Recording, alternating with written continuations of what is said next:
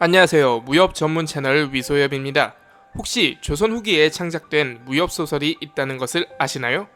정조시대에 벼슬살이를 했던 인물이자 이후 세도 정치의 기틀을 마련하게 되는 김조순이 쓴 한문소설 5대 검협전입니다. 흥미롭지요? 그럼 시작합니다.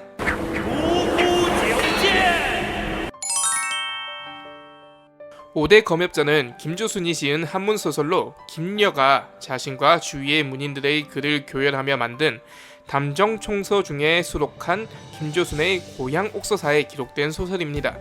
이 당시 정조 임금은 문체 반정을 주창하며 폐간 잡기를 경멸하였는데 김조순은 사마천의 자객열전이나 당나라 전기소설인 위시빌랑, 홍선전 등을 읽었다고 합니다. 세도 정치의 시조라는 포스에 비해서는 참 인간적인 모습을 보인다 할 수 있겠네요.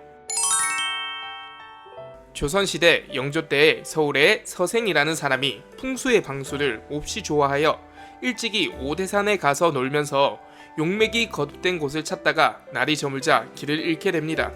동서를 분간하지 못하여 어쩔 줄 몰랐던 서생.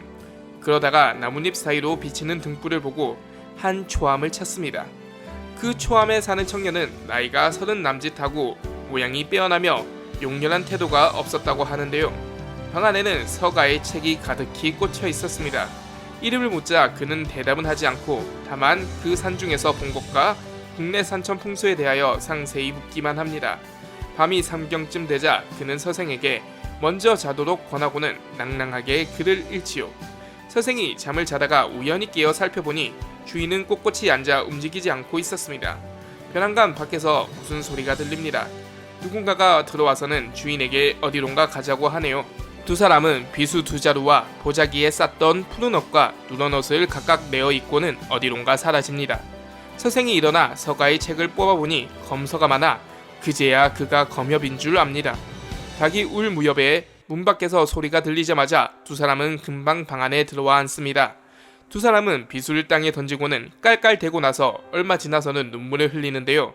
이윽고 한 사람이 나가자 주인은 그제야 행장을 정리하고 서생이 짐짓 자는 척을 하는 것을 모두 아는 듯이 흔들어 깨웁니다. 서생이 일어나 그의 내역을 물어봅니다. 주인은 아까 나간 사람과 다른 또 한 사람과 자기가 한 스승에게 배웠으며 그 중 하나가 죄 없이 피살되었음을 밝힙니다. 그래서 둘이 원수를 갚으려 하였으나 10년이 되도록 기회를 얻지 못하다가 오늘 비로소 가서 죽이고 온 것이라고 하지요. 주인은 방술이 아무리 용해도 하늘의 뜻에 앞설 수 없어서 기다리다가 오늘 밤 모시는 그가 큰 애군을 만난 때이므로 죽였다는 것과 그 사람을 죽이는 방법은 바람으로 변하여 사람의 9구멍으로 스며들어 바깥 껍질은 상하지 않게 하고 그 뼈와 창자를 잘게 부수고 끊는 것이라고 말합니다.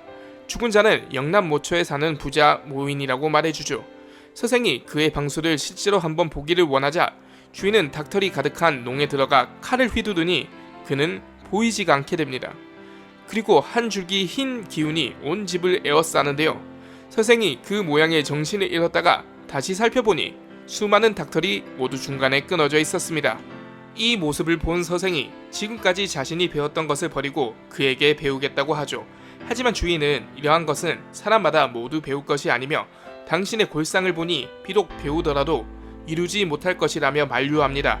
이틀날 헤어질 때 주인은 어젯밤에 본 일을 세상에 알리지 말라고 경고합니다.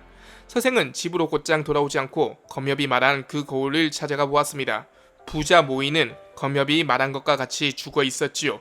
서생은 이 일을 아무에게도 말하지 않습니다.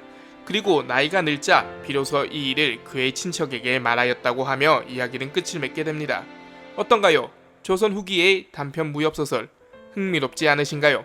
다음번에 참신한 영상으로 찾아뵙도록 하겠습니다. 재밌으셨다면 구독, 좋아요 부탁드리겠습니다. 감사합니다.